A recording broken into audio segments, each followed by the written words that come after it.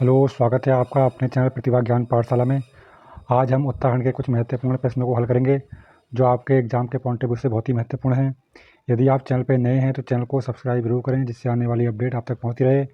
हमारी प्लेलिस्ट बनी है, आप उन प्लेलिस्ट को देख सकते हैं। बहुत ही महत्वपूर्ण प्रश्न बने हैं सारे के सारे।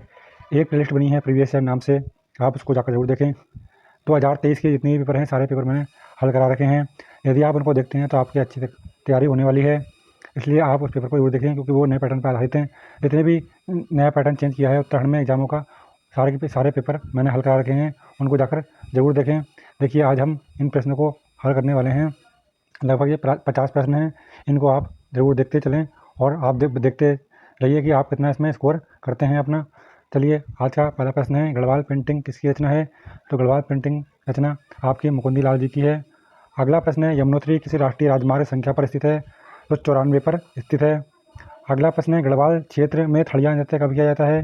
तो महिला के प्रथम बार मायके आने पर थड़िया नृत्य किया जाता है।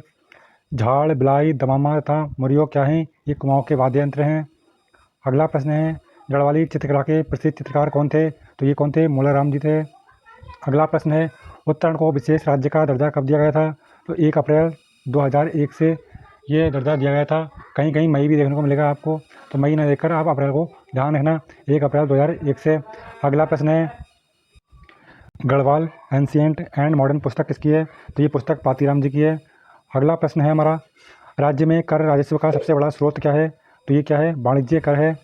अगला प्रश्न है, राज्य में वैट कब से लागू किया गया था? तो वैट लागू किया गया था 1 अप्रैल 2005 से वैट लागू किया गया था।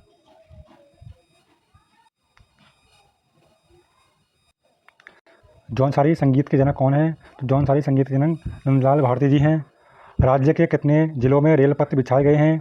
तो 6 राज्यों में रेल पथ बिछाए गए हैं। अगला प्रश्न है, किस जनजाति द्वारा ऋतु प्रवास किया जाता है? तो भोटिया द्वारा क्या किया जाता है? ऋतु प्रवास किया जाता है। ये तिब्बत से व्यापार करते हैं। अगला प्रश्न है, खुमरी नामक राजनीतिक संस्था किस जनजाति में पाई जाती है? तो ये जौनसारी में पाई जाती है। इनकी सर्वाधिक संख्या कहाँ पर है? सर्वाधिक जनसंख्या आपकी देहरादून में है। कहाँ पर? देहरादून में, आप इसको ध्यान रखना। और सर्वाधिक जनजाति हमारे यहाँ कौन सी पाई जाती है उत्तराखंड में? तो थारू जनजाति सर्वाधिक पाई जाती है। अगला प्रश्न है, किस जनजाति में विवाह की 3 टिकटी प्रथा प्रचलित है? तो थारियों में 3 टिकटी प्रथा प्रचलित है। गंगोत्री किस राष्ट्रीय राजमार्ग पर स्थित है? तो यहाँ पर गंगोत्री 108 राजमार्ग पर स्थित है। और यमुनोत्री कितने पे है? यमुनोत्री 94 पे है। कितने पे? 94 पे, आपको मैंने बताया था अभी। अगला प्रश्न है, राज्य में सहकारी सहभागिता योजना कब से शुरू की गई थी? तो ये 1 मई 2005 से शुरू की गई थी।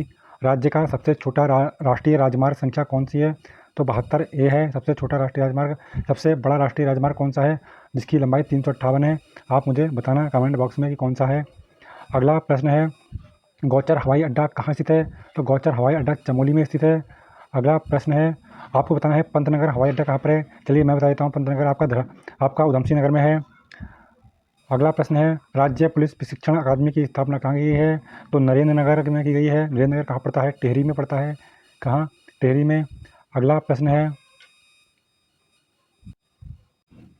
कुमाऊं का प्रथम स्वतंत्रता सेनानी किसे माना जाता है? तो कालू महाराज जी को प्रथम स्वतंत्रता सेनानी माना जाता है। इन्होंने गुप्त संगठन चलाया था क्रांतिवीर नाम से। बिसुंग गांव के रहने वाले थे ये, चंपावत बिसुंग गांव के रहने वाले हैं। और कालू मेहरा ने क्रांतिवीर गुप्त संगठन चलाया था 1857 में, तो इन्हें पहला क्रांतिकारी माना जाता है। अगला प्रश्न है, गढ़ केसरी के नाम से प्रसिद्ध स्वतंत्रता संग्राम सेनानी कौन थे? तो गढ़ केसरी के नाम से अनुसुईया प्रसाद बरुआ जी को जाना जाता है।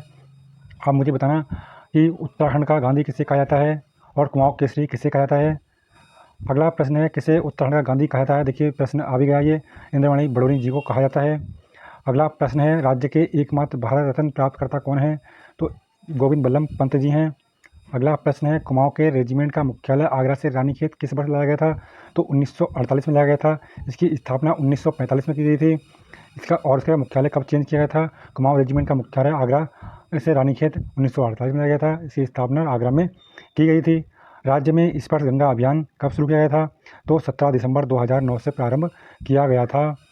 अगला प्रश्न है, गंगा को केंद्र सरकार द्वारा राष्ट्रीय नदी कब घोषित किया गया? तो ये 2008 में किया गया था।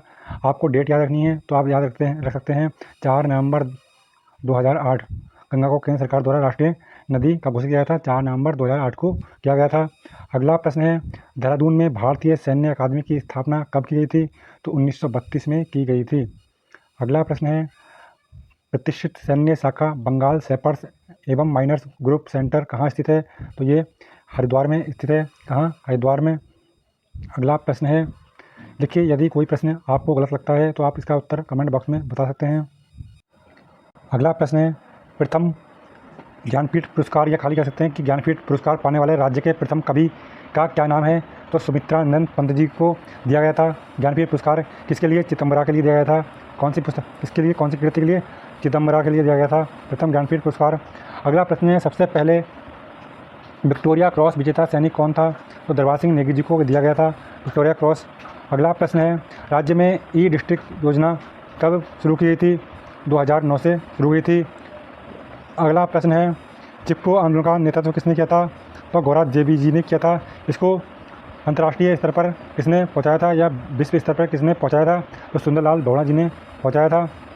अगला प्रश्न है, आप बताते हैं रेमन मैग्सेसे अवार्ड किसे दिया गया था? तो चंडी प्रसाद भट्ट जी को दिया गया था। चंडी प्रसाद भट्ट जी को दिया गया था। आपको याद रखना है 1981 में, आपको यह भी याद रखना है। अगला प्रश्न है, चिपको, चलिए हो गया। हरिद्वार में शांति कुंज की स्थापना किसने की? तो पंडित श्रीराम शर्मा जी ने की थी हरिद्वार में शांति कुंज की स्थापना। अगला प्रश्न है, नेहरू पर्वतारोहण संस्थान की स्थापना कहाँ की थी? उत्तरकाशी में की गई थी। 1965 में की गई थी। इसने जवाहरलाल नेहरू ने की थी इसकी स्थापना। ये हमारे आज के महत्वपूर्ण प्रश्न थे। यदि आपको यह प्रश्न अच्छे लगे हों तो वीडियो को लाइक करें, शेयर करें और चैनल को सब्सक्राइब जरूर करें।